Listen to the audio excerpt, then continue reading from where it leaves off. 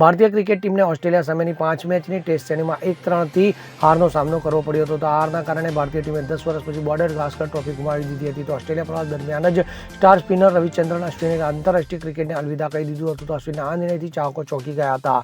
તો GABA test પછી અશ્વિન ઓસ્ટ્રેલિયાથી ઘરે પરત ફર્યા હતા. તો હવે રવિચંદ્ર અશ્વિને એવું નિવેદન આપ્યું છે કે જેના કારણે વિવાદ ઉભો થવા પામ્યો છે. ચેન્નઈમાં એક એન્જિનિયરિંગ કોલેજના કાર્યક્રમમાં વિદ્યાર્થીઓને સંબોધિત કરતી વખતે અશ્વિને કહ્યું કે હિન્દી ભારતની રાષ્ટ્રભાષા નથી. અશ્વિનના આ નિવેદનથી ફરી એકવાર ભાષા પર ચર્ચા શરૂ થઈ ગઈ છે. તો કેટલાક લોકોએ દલીલ કરી હતી કે અશ્વિને આવા મુદ્દાઓ પર ટિપ્પણી કરવાનું ટાળવું જોઈએ. તો અશ્વિનના નિવેદન પર રાજકારણ પણ ગરમાયું છે. DMKR અશ્વિનના નિવેદનને સમર્થન આપ્યું છે. કે ભાજપે અપીલ કરી છે કે ભાષા પર ચર્ચા ફરી શરૂ ન થવી જોઈએ. Bureau report CN24 news.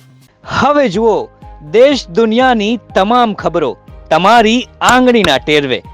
ઉઠાવો મોબાઈલ અને Google Play Store પરથી ડાઉનલોડ કરો અમારી CN24 ન્યૂઝ મોબાઈલ એપ.